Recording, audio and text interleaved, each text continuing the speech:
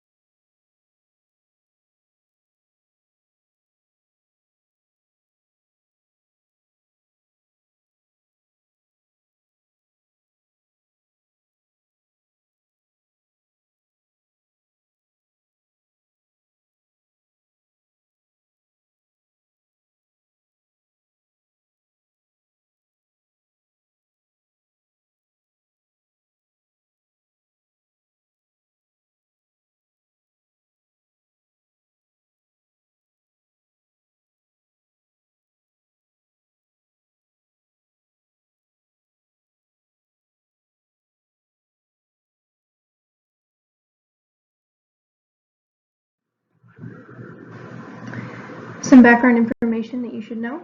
The board has endorsed closing one K-8 building, Johnson. This building is aged and has not been maintained as well as possible. It is located in an area that's experiencing urban decay. The student population of this school is 70% minority, and the staff is split between elementary and secondary licensure. Of these 30 staff members, 10 are non-licensed personnel and 2 are administrators.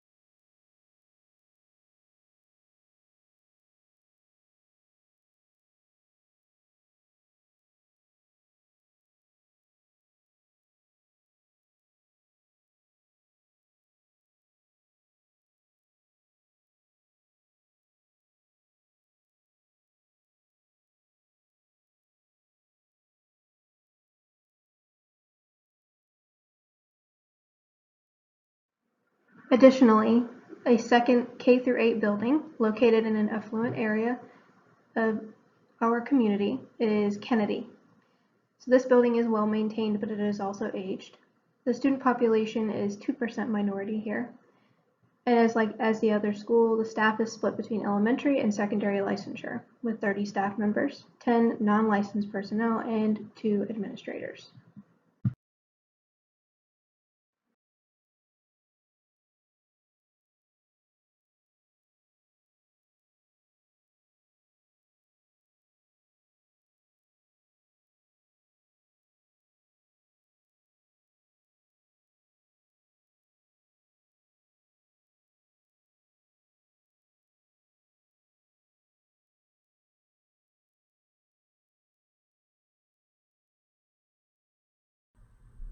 Okay, so as you already know, Johnson will be closing. So the next question is usually what's the plan? We are going to address that here. Grades 6th, 7th, and 8th from Johnson will be moved and transported to Kennedy. Grades pre-K through 5 students at both Johnson and Kennedy will be moved to our closest elementary school in the system, which is currently a pre-K through 6 school. So the 6th grade students that are at that elementary school will be transported to our newly created 540 student Kennedy Middle School. We will remain with our 9 through 12 high school. Okay.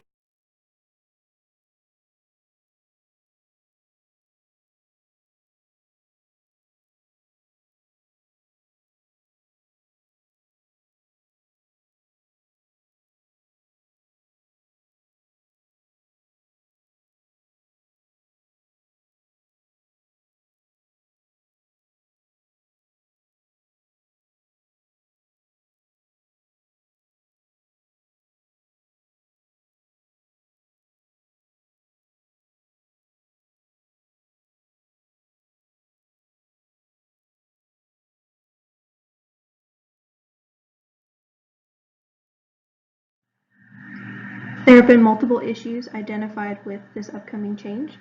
The first one I'd like to recognize is that rezoning the whole district to determine where each student will go at present as well as for future students will be difficult and will require a rather large group of people to be involved, but we will get it done. The second issue is handling the integration of different cultures and communities coming together in a new school setting. Now this, I think, will take time, and I will offer my full support in however I can be of assistance. The next issue is placement of teachers. There is a concern for dissatisfaction with placements, new assignments teachers have never done before, needing training for new placements, and potential placement grievances by these employees. I will express to my employees within the district that they have our full support in this transition, to be patient with us, and that we will work with everyone as best we can to make this as seamless as possible. The fourth issue would be looking at student challenges. There's a 70% minority coming into a 2% minority and a 98% majority school. That alone will provide challenges for the students in being exposed to cultures and communities that they have not been exposed to before. They're not used to being around. Support will be provided to teachers and students alike throughout the following school year. Number 5 is staff challenges. So just a few of challenges that we would be facing would be coming together as one school. For each of the schools that will have changed, that would be Kennedy Middle School, the other elementary school, and those from Johnson who are leaving, they're going to be impacted by this change. So coming together as one school, whoever ends up in each school, instead of 2 or more schools in one building, can be quite the challenge and might take time. So we will be working closely with administration and teacher leaders in order to make this happen. There's also potential major change of teaching location for many of our staff, and we are aware that this could be an issue of retainment as well. The 6th issue is looking at parent concerns. So how are we going to be handling parent concerns with who their child's teacher will be, what transportation is going to look like, are there going to be differences in curriculum, and even anger with those who are involved, as well as others.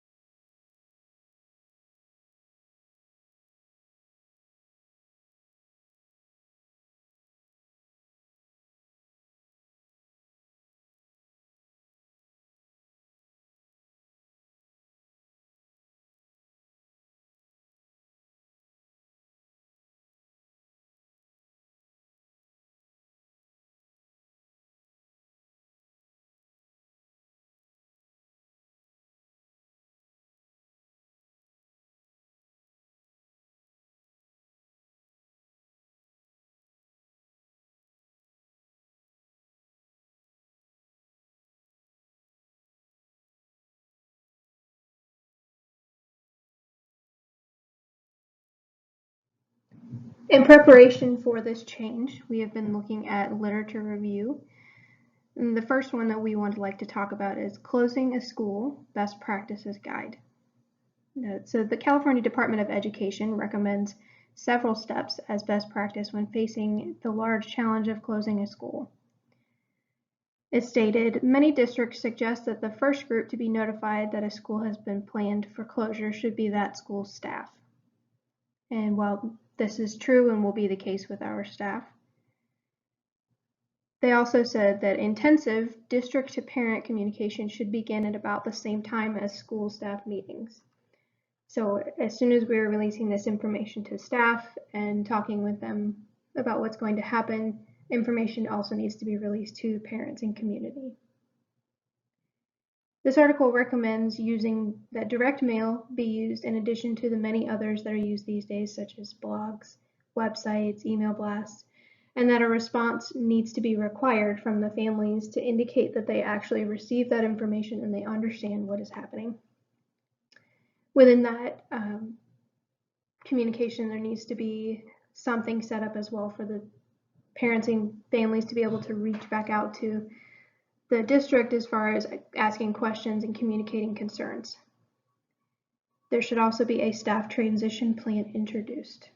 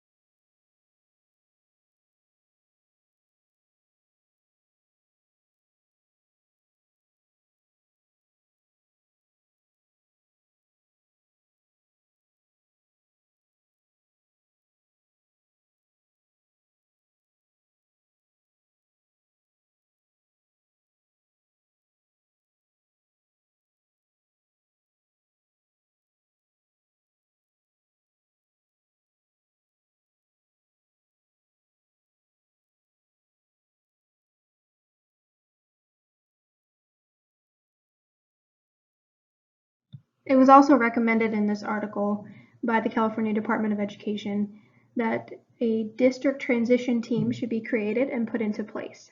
So these transition teams, when they're created, the purpose would be to monitor the progress of student and staff assignments to new sites, overseeing textbook and instructional material allocations, ensuring that facilities are adequate in number and condition for the students that will be moved onto site, as well as moving and storing furniture from the closing school, which is often forgot about in preparation for a change like this. They also suggest that completing an inventory of essential facilities at the new sites. So do we have enough space or time for what we're going to be bringing into the school? Working on scheduling conflicts for things like lunch, as well as redrawing playground areas and reconfiguring parent and bus drop off and pickup if needed.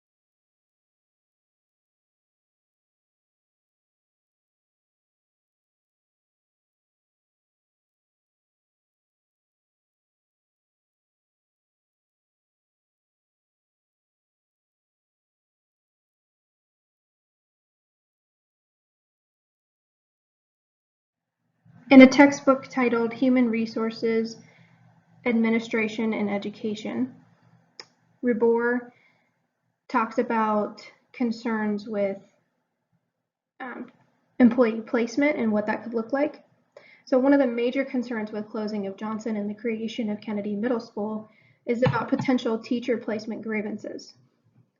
Our policy does state that if an employee has a concern regarding a permanent or temporary change in assignment, that they can observe the procedure, which is first, the employee should initiate an interview with the administrator who processed that change. Second, if the agreement is not reached at that point, the employee can initiate an interview with the superintendent of schools and formally request a review of the reassignment. Should the employee continue to be dissatisfied, he may resign from his position with the school district. Now, this is the policy, and I will be proposing in our task force that we create a policy specifically for this situation and how we're going to handle teachers' grievances about their placements. I think that this is a great policy for when we have a normal school year to school year without a large reorganization of a district. So I will be recommending that we put something else in place for our teachers so that they feel adequately heard and assisted.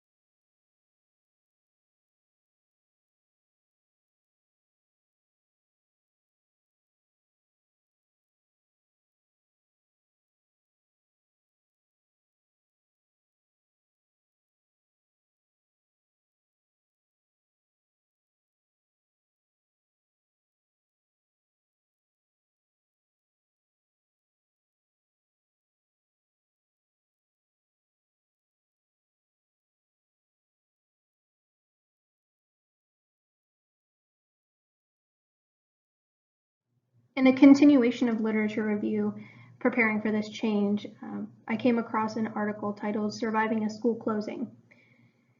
And in it, DeWitt and Mackay expressed that parents fear that their children will be educated by a teacher that's just off the assembly line instead of somebody that they've known for years.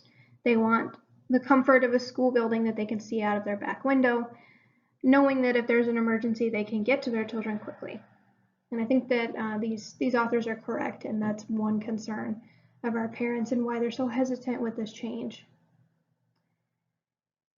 They all recommended forming transition teams of parents, staff, and students in both schools. So this was specifically talking about a situation that happened with one school closing and another school absorbing those students and staff. So in our circumstance, it would be a little bit more involved, but I think it's great advice to form transition teams of schools that are impacted.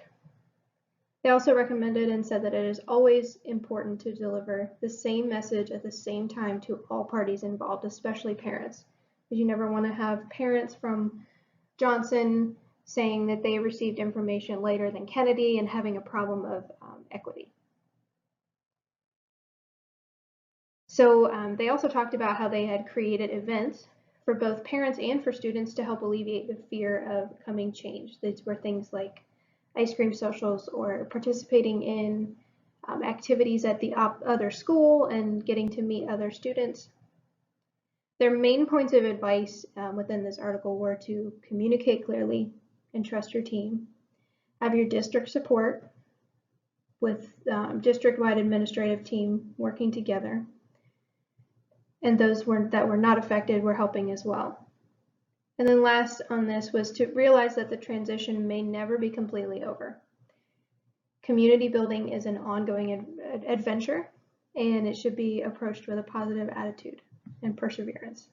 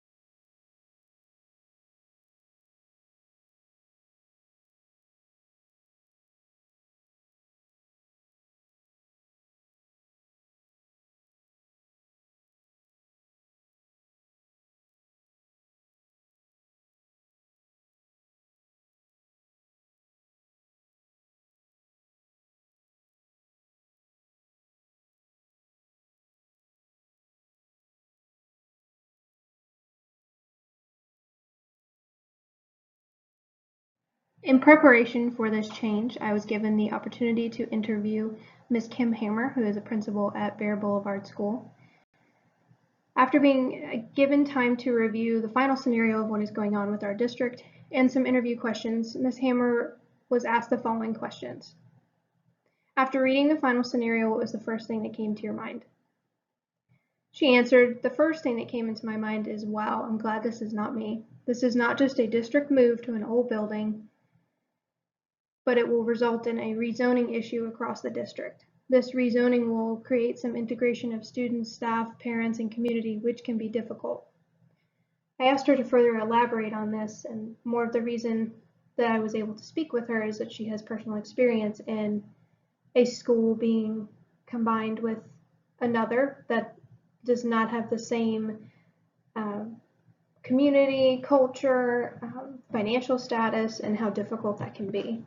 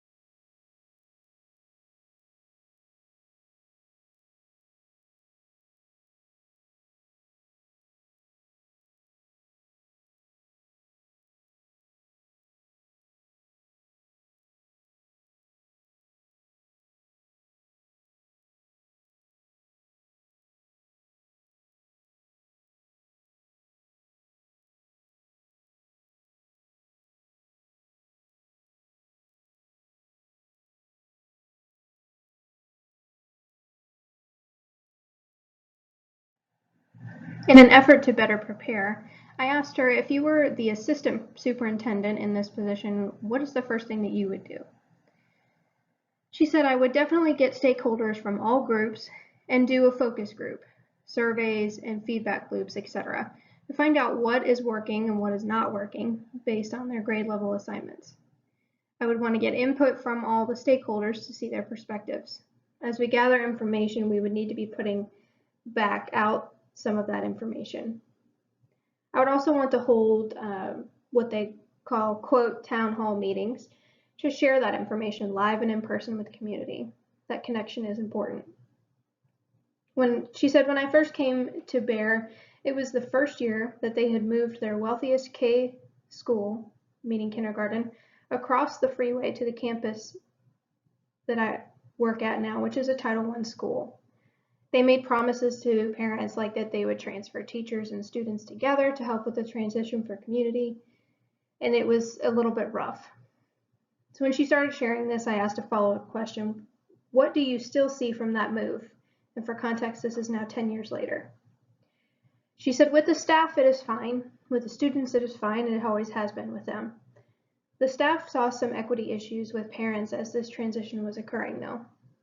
Certain things promised to these parents and not to other parents, communication going out at different times, and things that she would have liked to have done better.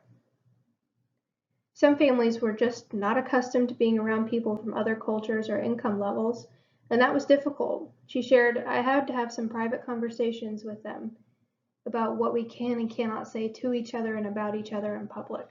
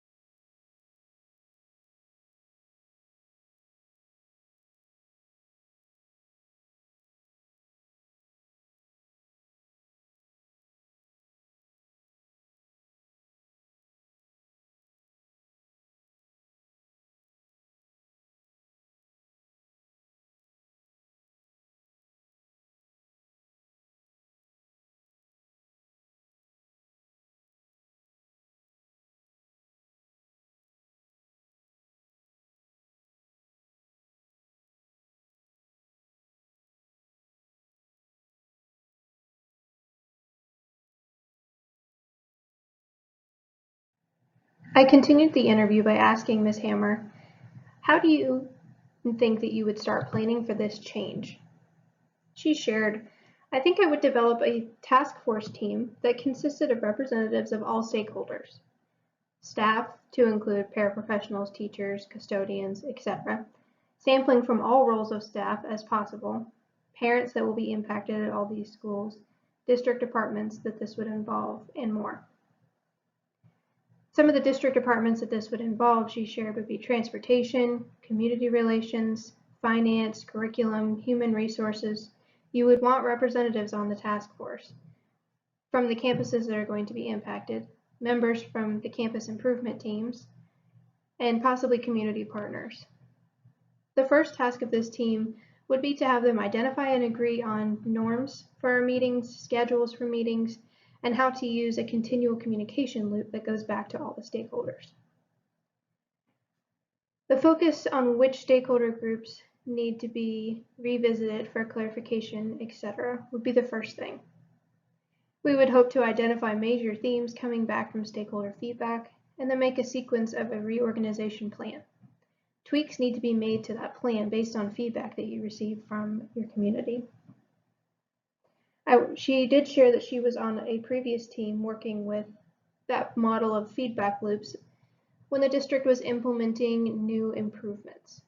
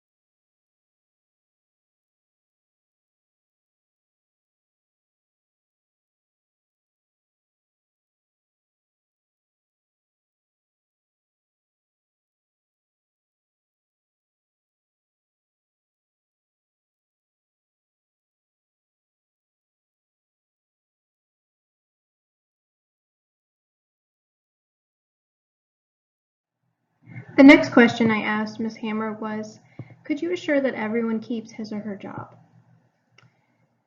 She said, I think just looking at the scenario on paper, it looks theoretically like we are not decreasing the student population, so we should be able to retain all staff. They would need to be reorganized, reassigned, and relocated, which can be difficult. She said you would need to consider, how do you decide who goes where? Is it by student needs, staff seniority? And you would also need to take into consideration that you will be integrating staff as well as students.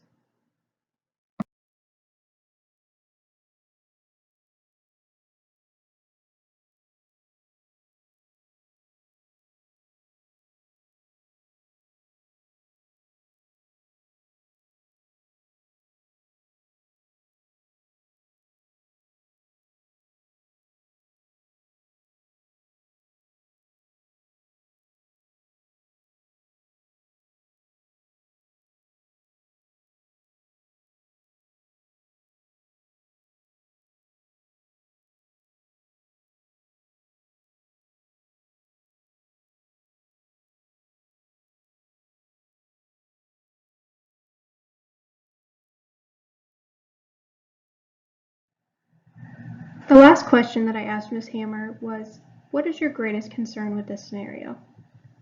She stated, the integration of students, staff, and parents. She said we need to be able to build one new community instead of having two schools in one building. She asked the question, is there enough space? How do you coordinate this kind of move logistically?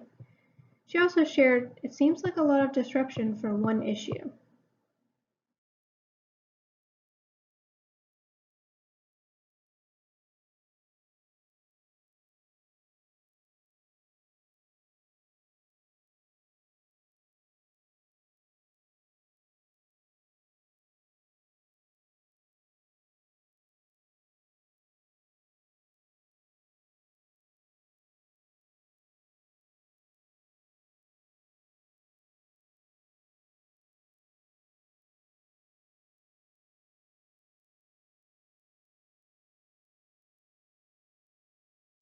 So now it's time to talk about a plan of action. The first step in my proposed plan of action is communicate to build trust. So that means communicate simultaneously to parents and staff of the schools that will be affected by what will be happening for the remainder of this school year and beginning the new next year. We need to set up a plan for consistent, timely communication to all stakeholders and establish that this will be done through websites, email blasts, blogs, as well as physical mail and in-person meetings. We need to set up a way for parents and stakeholders to communicate their concerns, thoughts, ideas, etc. in response to the communications. This can be done through email contacts, phone lines, etc. The second step of this plan of action is to create a task force team of stakeholders impacted and needed, as many groups represented as possible would be on this, and work together to create a specific timeline of changes happening and the tasks that need to be completed. So ideally, this task force would include teachers, paraprofessionals, office staff, etc., as many as we can include, custodians, kitchen staff, especially parent representatives, and importantly, district representatives involved in this big of a change, such as human resources, finance, transportation, community relations, etc. So the third step in this plan of action is to form transition teams. So this specifically would be teams to plan ways to help make this transition easier for all.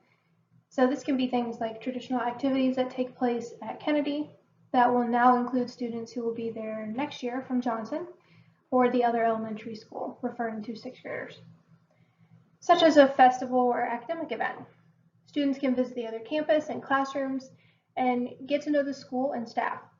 This can also be done at the close elementary school with pre-K through 5 families and students. Maybe an ice cream social would be a good idea. So this I propose to be broken up into two teams. Team 1, Johnson and Kennedy and the close elementary school rising 6th through 8th graders. So that would be our current 5th grade, 6th grade, and 7th grade students and their families. Team 2 would be Johnson and Kennedy and Close Elementary School, rising pre-K through 5th grade. So those that are at Johnson, Kennedy, or the elementary school and will be in pre-K through 5th will be on this team. So this would be consisted of parents, administration, community partners, teachers, and students as appropriate. So some summer options would include open house, meet and greets with teachers, community picnics, etc. The fourth step that I propose in this plan of action would address staffing logistics.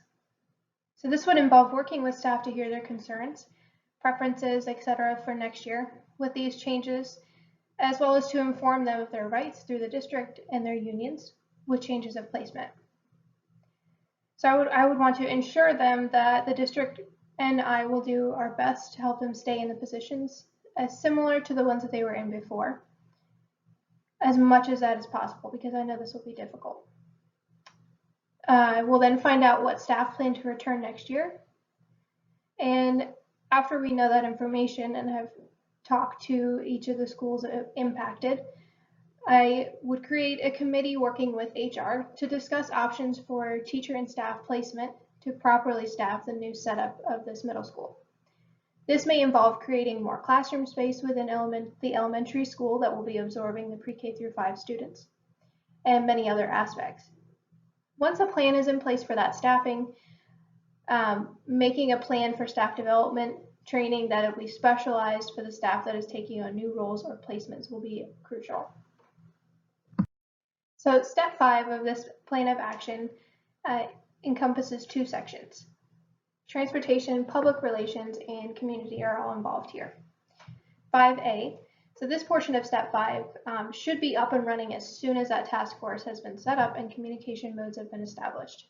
Continuing informing the public, I suggest that we all remain available to answer questions, we as in the district superintendent and myself.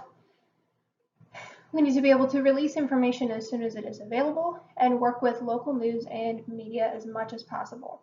Staying in touch with the local community is extremely important with a huge change like this. 5B, so once the rezoning task has been completed by those involved, I need to work with the transportation department to set up a new plan for transportation services. And that includes pickup and drop-off adjustments at all schools impacted, as well as special education transportation. Finally, it's important to remember with step 6, follow-up. I plan to be very available and to be of as much help as possible to the administration of the schools that this will impact. Once the new school year has begun with all these new changes in place, I encourage all of us to continue to be present and open to hearing what the stakeholders are feeling and or saying.